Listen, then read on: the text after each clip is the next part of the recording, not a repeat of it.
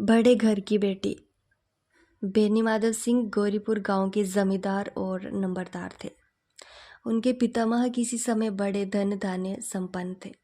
गांव का पक्का तालाब और मंदिर, जिनकी अब मरम्मत भी मुश्किल थी, उन्हीं के कीर्ति स्तंभ थे। कहते हैं इस दरवाजे पर हाथी झूमता था। अब उसकी जगह एक बूढ़ी भैंस थी, जिसके शरीर में अस्थि पंजर के सिवा और कुछ शेष न रहा था। पर दूध शायद बहुत देती थी, क्योंकि एक न एक आदमी हाड़ी लिए उसके सिर पर सवार ही रहता था। बेनी माधव सिंह अपनी आधी से अधिक संपत्ति वकीलों को भेंट कर चुके थे। उनकी वर्तमान आय 1,000 रुपये वार्षिक से अधिक न थी। ठाकुर साहब के 2 बेटे थे। बड़े का नाम श्रीकंठ सिंह था। उसने बहुत दिनों के परिश्रम और उद्योग के बाद बीए की डिग्री प्राप्त की थी। अब एक दफ्तर में नौकर था। छोटा लड़का लाल बिहारी सिंह दोहरे बदन का सजीला जवान था। भरा हुआ मुखड़ा, चौड़ी छाती, भैंस का 2 सेर ताज़ा दूध वह उठकर सवेरे पी जाता था। श्रीकंठ सिंह की दशा बिल्कुल विपरीत थी। इन नेत्र प्रिय गुणों को उन्होंने बीए इन्हीं 2 अक्षरों पर न्योछावर कर दिया था। इन 2 अक्षरों ने उनके शरीर को निर्बल और चेहरे को कांतिहीन बना दिया था। इसी से वैदिक ग्रंथों पर उनका विशेष प्रेम था। आयुर्वेदिक औषधियों पर उनका अधिक विश्वास था। शाम सवेरे उनके कमरे से प्राय खरल की सुरीली करण मधुर ध्वनि सुनाई दिया करती थी। लाहौर और कलकत्ते के वैद्यों से बड़ी लिखा पढ़ी रहती थी। श्रीकंठ इस अंग्रेजी डिग्री के अधिपति होने पर भी अंग्रेजी सामाजिक प्रथाओं के विशेष प्रेमी न थे, बल्कि वह बहुधा बड़े जोर से उसकी निंदा और तिरस्कार किया करते थे। इसी से गांव में उनका बड़ा सम्मान था। दशहरे के दिनों में वह बड़े उत्साह से रामलीला होते और सवाई किसी न किसी पात्र का पाठ लेते थे। गौरीपुर में रामलीला के वही जन्मदाता थे। प्राचीन हिंदू सभ्यता का गुणगान उनकी धार्मिकता का प्रधान अंग था। सम्मिलित कुटुंब के तो वह एकमात्र उपासक थे। आजकल स्त्रियों को कुटुंब में मिलजुल कर रहने की जो अरुचि होती है, उसे वह जाति और देश दोनों के लिए हानिकारक समझते थे। यही कारण था कि गांव की ललनाएं उनकी निंदक थी। कोई कोई तो उन्हें अपना शत्रु समझने में भी संकोच न करती थी। सवाई उनकी पत्नी को ही इस विषय में उनसे विरोध था। ये इसलिए नहीं कि उसे अपने सास ससुर देवर या जेठ आदि से घृणा थी, बल्कि उसका विचार था कि यदि बहुत कुछ सहने और तरह देने पर भी परिवार के साथ निर्वाह न हो सके, तो आए दिन की कलह से जीवन को नष्ट करने की अपेक्षा यही उत्तम है कि अपनी खिचड़ी अलग पकाई जाए। आनंदी एक बड़े उच्च कुल की लड़की थी। उसके बाप एक छोटी सी रियासत के तालुकेदार थे।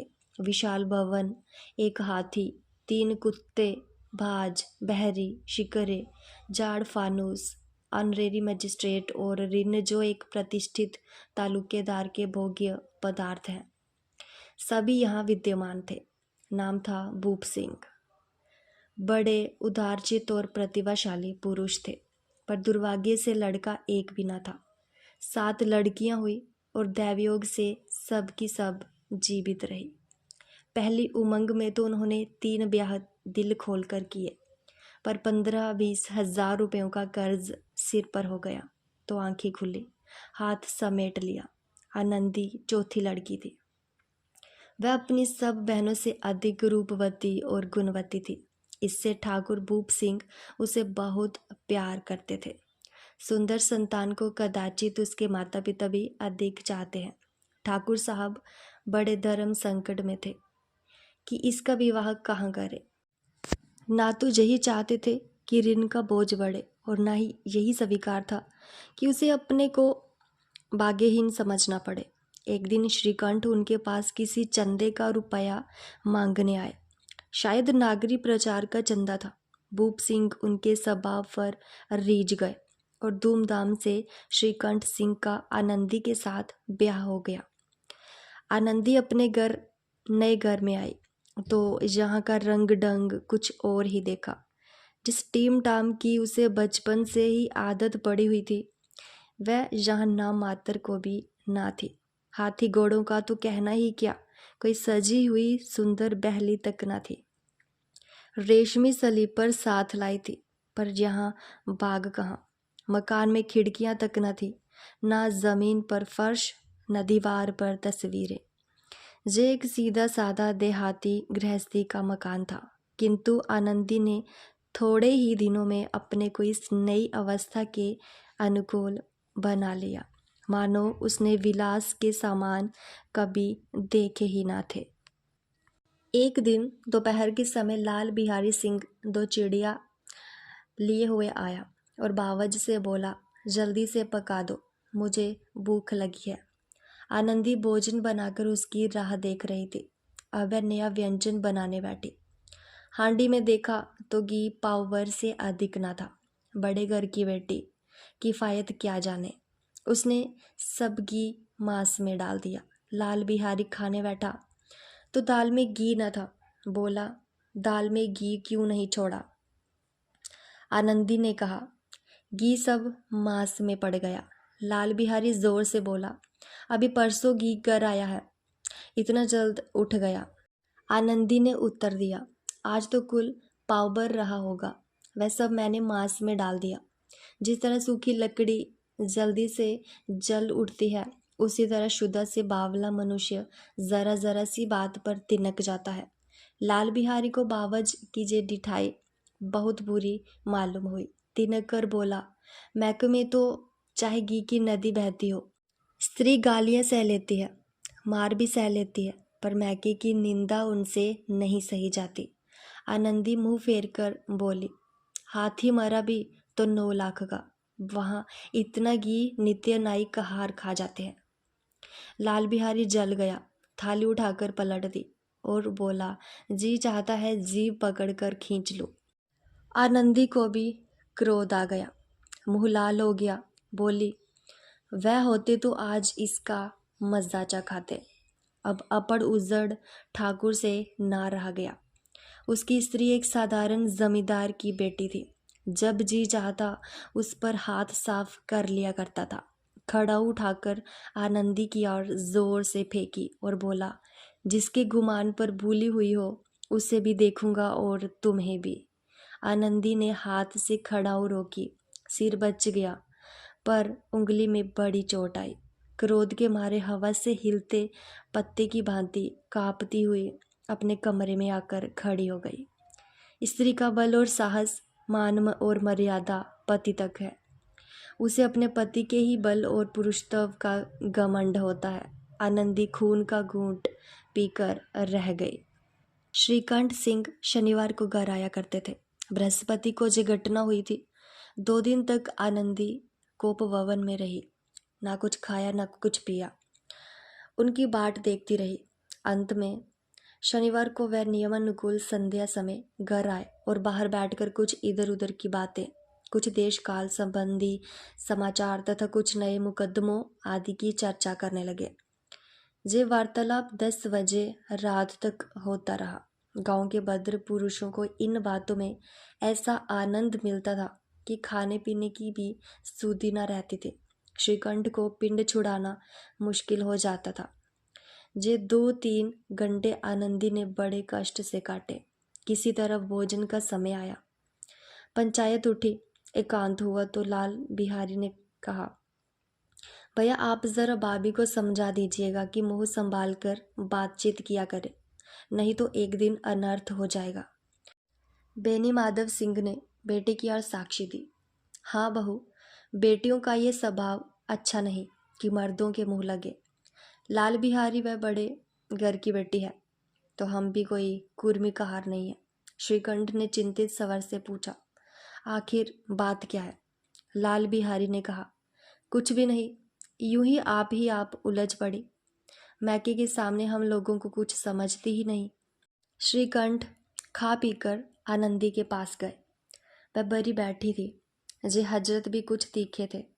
आनंदी ने पूछा, चित्त तो प्रसन्न है?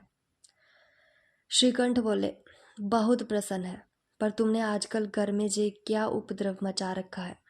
आनंदी की त्योरियों पर भल पड़ गए। झुंझलाहट के मारे बदन में ज्वाला सी दहक उठी। बोली, जिसने तुमसे जे आग लगाई है उसे पाओ मुँह जलस तू। श्रीकंठ, इतनी गर्म क्यों होती हो, बात तो कहो। आनंदी, क्या कहूँ, जे मेरे भाग्य का फेर है, नहीं तो गवार छोकरा जिसको चपरासगिरी करने का भी शौर नहीं, मुझे खड़ाओं से मारकर यूं ना करता। श्रीकंठ, सब हाल साफ साफ कहा तो मालूम हो, मुझे तो कुछ पता नहीं। आनंदी, परसों तुम्हारे लाडले भाई ने मुझसे मांस पकाने को कहा। घी हांडी में पाव भर से अधिक न था, वह सब मैंने मांस में डाल दिया। जब खाने बैठा तो कहने लगा, दाल में घी क्यों नहीं है। बस इसी पर मेरे मायके को बुरा भला कहने लगा। मुझसे ना रहा गया। मैंने कहा कि वहाँ इतना घी तो नाई कहार खा जाते हैं और किसी को जान भी नहीं पड़ता। बस इतनी सी बात पर इस अन्यायी ने मुझ पर खड़ाऊ फेंक मारी। यदि हाथ से ना रोक लूं तो सिर फट जाए। उसी से पूछो मैंने जो कुछ कहा है वह सच है या झूठ। श्रीकंठ की आंखें लाल हो गई। बोले, जहां तक हो गया इस छोकरे का ये साहस। आनंदी स्त्रियों के स्वभाव अनुसार रोने लगी, क्योंकि आंसू उनकी पलकों पर रहते हैं। श्रीकंठ बड़े धैर्यवान और शांति पुरुष थे। उन्हें कदाचित ही कभी क्रोध आता था। स्त्रियों के आंसू पुरुष की क्रोधाग्नि भड़काने में तेल का काम देते हैं। रात भर करवटें बदलते रहे। उद्विग्नता के कारण पलक तक नहीं झपकी। प्रातःकाल अपने बाप के पास जाकर बोले, दादा, अब इस घर में मेरा निभाना होगा। इस तरह की विद्रोहपूर्ण बातें कहने पर श्रीकंठ ने कितनी ही बार अपने कई मित्रों को आड़े हाथों लिया था, परंतु दुर्भाग्य, आज उन्हें सवयं वे ही बातें अपने मुंह से कहनी पड़ी। दूसरों को उपदेश देना भी कितना सहज है। वेनी माधव सिंह घबरा उठे और बोले, क्यों? श्रीकंठ, इसीलिए कि मुझे भी अपनी मान प्रतिष्ठा का कुछ विचार है। आपके घर में अब अन्याय और हठ का प्रकोप हो रहा है। जिनको बड़ों का आदर सम्मान करना चाहिए वे उनके सिर चढ़ते हैं। मैं दूसरे का नौकर ठहरा घर पर रहता नहीं, जहाँ मेरे पीछे स्त्रियों पर खड़ा और जूते की बौछारें होती हैं। कड़ी बात तक चिंता नहीं, कोई एक की दो कह ले, वहाँ तक मैं सह सकता हूँ, किंतु ये कदापि नहीं हो सकता कि मेरे ऊपर लात घूंसे पड़े और मैं दम न मारूं। बेनी माधव सिंह कुछ जवाब न दे सके। श्रीकंठ सदैव उनका आदर सत्कार करते थे। उनके ऐसे तेवर देखकर बूढ़ा ठाकुर अबाक रह गया। केवल इतना ही बोला, बेटा, तुम बुद्धिमान होकर ऐसी बातें करते हो। स्त्रियां इस तरह घर का नाश कर देती हैं। उनको बहुत सिर चढ़ाना अच्छा नहीं।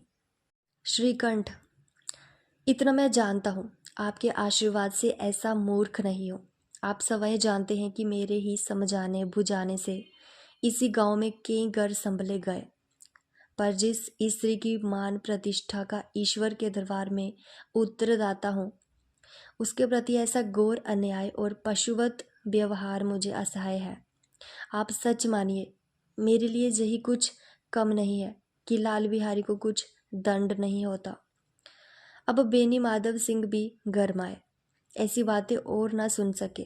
बोले, लाल बिहारी तुम्हारा भाई है, उससे जब कभी भूल चूक हो उसके कान पकड़ो। लेकिन श्रीकंठ, लाल बिहारी को मैं अब अपना भाई नहीं समझता। बेनी माधव सिंह, स्त्री के पीछे? श्रीकंठ, जी नहीं, उसकी क्रूरता और अविवेक के कारण। दोनों कुछ देर चुप रहे। ठाकुर साहब लड़के का क्रोध शांत करना चाहते थे, लेकिन ये स्वीकार नहीं करना चाहते थे कि लाल बिहारी ने कोई अनुचित काम किया है। इसी बीच में गांव के और कई सज्जन हुक्के चिलम के बहाने वहां आ बैठे। कई स्त्रियों ने जब ये सुना कि श्रीकंठ पत्नी के पीछे पिता से लड़ने की तैयार है तो उन्हें बड़ा हर्ष हुआ। दोनों पक्षों की मधुर वानियाँ सुनने के लिए उनकी आत्माएं तिल मिलाने लगी।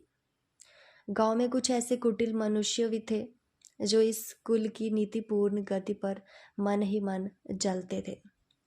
वे कहा करते थे, श्रीकंठ अपने बाप से दबता है, इसलिए वह दब्बू है। उसने विद्या पढ़ी, इसीलिए वह किताबों का कीड़ा है। वेनी माधव सिंह उसकी सलाह के बिना कोई काम नहीं करते। ये उनकी मूर्खता है। इन महानुभावों की शुभकामनाएं आज पूरी होती दिखाई दी। कोई हुक्का पीने के बहाने और कोई लगान की रसीद दिखाने आकर बैठ गया। वेनी माधव सिंह पुराने आदमी थे, इन बाबों को ताड़ गए। उन्होंने निश्चय किया कि चाहे कुछ ही क्यों ना हो, इन द्रोहियों को ताली बजाने का अवसर ना दूंगा। तुरंत कोमल शब्दों में बोले, बेटा, मैं तुमसे बाहर नहीं हूँ, तुम्हारा जो जी चाहे करो। अब तो लड़की से अपराध हो गया। इलाहाबाद का अनुभव रहित जलाया हुआ ग्रेजुएट इस बात को ना समझ सका। उसे डिबेटिंग क्लब में अपनी बात पर अड़ने की आदत थी। इन हथकंडों की उसे क्या खबर। बाप ने जिस मतलब से बात पलटी थी वह उसकी समझ में ना आया। बोला, लाल बिहारी के साथ अब इस घर में नहीं रह सकता। बेनी माधव, बेटा, बुद्धिमान लोग मूर्खों की बात पर ध्यान नहीं देते, वह बेसमझ है। उससे जो कुछ भूल हुई उसे तुम बड़े होकर क्षमा करो। श्रीकंठ, उसकी इस दुष्टता को मैं कदापि नहीं सह सकता। या तो वही घर में रहेगा या मैं ही। आपको यदि वह अधिक प्यारा है तो मुझे विदा कीजिए, मैं अपना बार आप संभाल लूँगा। यदि मुझे रखना चाहते हैं तो उससे कहिए जहाँ चाहे चला जाए, बस ये मेरा अंतिम निश्चय है। लाल बिहारी सिंह दरवाजे की चौखट पर चुपचाप खड़ा बड़े भाई की बातें सुन रहा था। वह उनका बहुत आदर करता था। उसे कभी इतना साहस ना हुआ था कि श्रीकंठ के सामने चारपाई पर बैठ जाए, हुक्का पी ले या पान खा ले। बाप का भी वह इतना मान ना करता था। श्रीकंठ का भी उस पर हार्दिक स्नेह था। अपने होश में उन्होंने कभी उसे गुड़का तक न था। जब वह इलाहाबाद से आते तो उसके लिए कोई न कोई वस्तु अवश्य लाते। मुकद्दर की जोड़ी उन्होंने ही बनवाती थी। पिछले साल वह जब उसने अपने से ड्योढ़े जवान को नाग पंचमी के दिन दंगल में पछाड़ दिया तो उन्होंने पुलकित होकर अखाड़े में ही जाकर उससे गले लगा दिया था। 5 रुपए के पैसे लुटाए थे। ऐसे भाई के मुंह से आज ऐसी हृदय विदारक बात सुनकर लाल बिहारी को बड़ी गलानी हुई। वह फूट फूट कर रोने लगा। इसमें संदेह नहीं कि अपने किए पर पछता रहा था। भाई के आने से एक दिन पहले से उसकी छाती धड़कती थी कि देखूं भैया क्या कहते हैं। मैं उनके सम्मुख कैसे जाऊंगा, उनसे कैसे बोलूंगा, मेरी आंखें उनके सामने कैसे उठेंगी। उसने समझा था कि भैया मुझे बुलाकर समझा देंगे।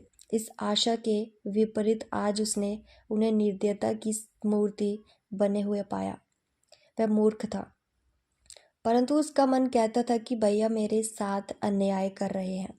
यदि श्रीकंठ उसे अकेले में बुलाकर 2-4 बातें कह देते, इतना ही नहीं 2-4 तमाचे भी लगा देते तो कदाचित उसे इतना दुख ना होता। पर भाई का ये कहना कि अब मैं इसकी सूरत नहीं देखना चाहता, लाल बिहारी से सहा ना गया। वह रोता हुआ घर आया। कोठारी में जाकर कपड़े पहने, आंखें पोंछी, जिसमें कोई ये न समझे कि रोता था। तब आनंदी के द्वार पर आकर बोला, भाभी, भैया ने निश्चय किया है कि वह मेरे साथ इस घर में ना रहेंगे। अब वह मेरा मुंह नहीं देखना चाहते, इसीलिए अब मैं जाता हूँ। उन्हें फिर मुंह ना दिखाऊंगा। मुझसे जो कुछ अपराध हुआ उसे क्षमा करना। जय कहते कहते लाल बिहारी का गला भर आया। जिस समय लाल बिहारी सिंह सिर झुकाए आनंदी के द्वार पर खड़े थे, उसी समय श्रीकंठ सिंह भी आंखें लाल किए बाहर से आए। बाई को खड़ा देखा तो ग्रिनस से आंखें फेर ली और कतराकर निकल गए, मानो उसकी परछाई से दूर भागते हों। आनंदी ने लाल बिहारी की शिकायत तो की थी, लेकिन अब मन में पछता रही थी। वह स्वभाव से ही दयावती थी। उसे इसका तनिक भी ध्यान न था कि बात इतनी बढ़ जाएगी। वह मन में अपने पति पर झुंझला रही थी कि जे इतने गर्म क्यों होते हैं। उस पर जे भय भी लगा हुआ था कि कहीं मुझसे इलाहाबाद चलने को कहें तो कैसे क्या करूंगी। इस बीच में जब उसने लाल बिहारी को दरवाजे पर खड़े जे कहते सुना कि अब मैं जाता हूँ, मुझसे जो कुछ अपराध हुआ क्षमा करना, तो उसका रहा सहा क्रोध भी पानी हो गया। वह रोने लगी। मन का मैल धोने के लिए नयन जल से उपयुक्त और कोई वस्तु नहीं है। श्रीकंठ को देखकर आनंदी ने कहा, लाला बाहर खड़े बहुत रो रहे हैं। श्रीकंठ, तो मैं क्या करूं? आनंदी, भीतर बुला लो, मेरी जीभ में आग लगे, मैंने कहाँ से ये झगड़ा उठाया। श्रीकंठ, मैं न बुलाऊंगा। आनंदी, पछताओगे, उन्हें बहुत गलानी हो गई है, ऐसा न हो कहीं चल दे। श्रीकंठ ना उठे। इतने में लाल बिहारी ने फिर कहा, बाबी भैया से मेरा प्रणाम कह दो, वह मेरा मुंह नहीं देखना चाहते, इसलिए मैं भी अपना मुंह उन्हें ना दिखाऊंगा। लाल बिहारी इतना कहकर लौट पड़ा और शीघ्रता से दरवाजे की ओर बढ़ा। अंत में आनंदी कमरे से निकले और उसका हाथ पकड़ लिया। लाल बिहारी ने पीछे फिर कर देखा और आंखों में आंसू भरे बोला, मुझे जाने दो। आनंदी, कहाँ जाते हो? लाल बिहारी, जहाँ कोई मेरा मुंह न देखे। आनंदी, मैं न जाने दूंगी। लाल बिहारी, मैं तुम लोगों के साथ रहने योग्य नहीं हूँ। आनंदी, तुम्हें मेरी सौगंध, अब एक पग भी आगे ना बढ़ना।